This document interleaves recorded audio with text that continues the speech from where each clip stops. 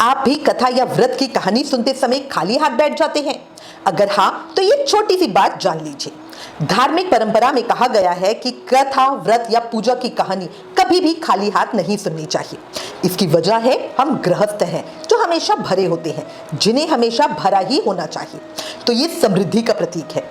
दूसरा, बहुत लोग गृहस्थों पर आश्रित होते हैं। और तीसरा, इसी बहाने हमारे हाथ से कुछ निकल जाता है। इसी वजह से किसी भी व्रत की कथा कहानी कभी भी खाली हाथ नहीं सुननी चाहिए। अब करना क्या है? जिस भी कथा की कहानी सुने, चाहे मंदिर में, पंडित जी से, घर में, खुद पढ़ो या मोबाइल पर सुनो, हाथ में फूल, चावल या तिल और कुछ दक्षिणा रख लो।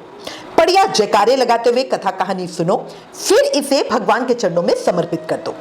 चावल तिल फैल ना जाए, क्योंकि मंदिर हमारा होता है, समेटना मुश्किल होता है, इसलिए चरणों में आप कोई प्लेट रख लो और उसमें अर्पित कर दो। अब जैसे अगर आपने पूरे महीने का नियम लिया है, जैसे अभी हमने अधिक मास में लिया है, फिर आप चाहो तो इसे किसी डिब्बी में इकट्ठा करते रहो, बाद में इसे किसी गरीब, ब्राह्मण या जरूरतमंद को दे दो और फिर एक साथ बांट सकते हो।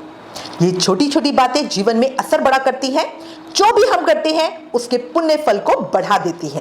इसलिए ध्यान रखना और आगे से कभी भी खाली हाथ कोई भी कथा कहानी नहीं सुनना। राधे राधे।